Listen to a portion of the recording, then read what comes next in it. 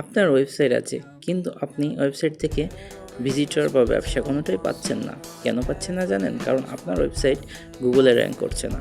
আসুন আমরা জেনে নিই যে 5টি ভুলের কারণেই আপনার ওয়েবসাইট গুগলে র্যাঙ্ক করে না। নাম্বার 1, ভুল কিওয়ার্ড বাছাই। আপনি যে কিওয়ার্ডগুলো টার্গেট করছেন দেখবেন সেই কিওয়ার্ডে কোনো সার্চ বলে আমি নেই। Number 2, on page optimisation.